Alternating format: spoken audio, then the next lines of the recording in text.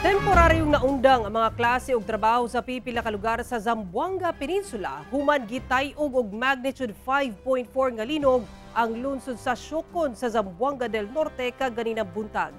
Ato ibalik si Efren Mamak. Nakitaan og liki kining pader sa classroom sa usa ka tunghaan sa Siocon, Zamboanga del Norte. Kini human mitay-og ang magnitude 5.4 nga linog sa lungsod Huwebes sa buntag.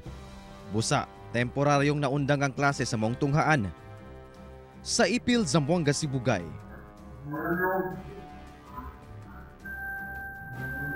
Nagpanik kini mga magtutungha o gilayong migawas sa ilang online teaching tutorial office sa usa ka tunghaan human gitay-og sa linog.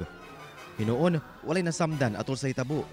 Sa Zamboanga City, nanggawas sab gikan sa mga classroom kini mga estudyante sa Western Mindanao State University padulong sa open space sa maong tunghaan. Nanggawas sab ang mga empleyado sa City Hall sa Zamboanga City atol sa linog. Hinuon, matud sa Zamboanga City Medical Center, walay natalang naangol atol sa hitabo.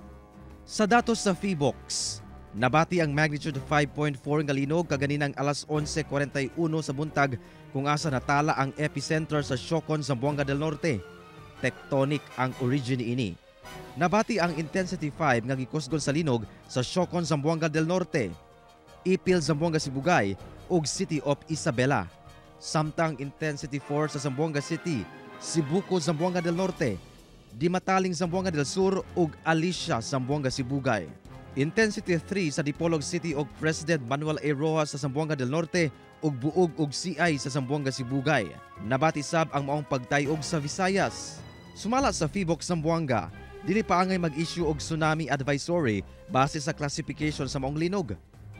Mata nag-issue og tsunami advisory kay ang linog namang sa yuta inland siya. Second po, dili po siya pwede i-issue kay ang magnitude man god para na tsunami advisory if ang magnitude is 6.5 and above. Padayon ang monitoring sa Office of the Civil Defense of Region 9, lakip DRRMO sa matag lungsod sa Region 9 alang sa pagsuta sa epekto sa mga linog. Efren Mamak, One Mindanao.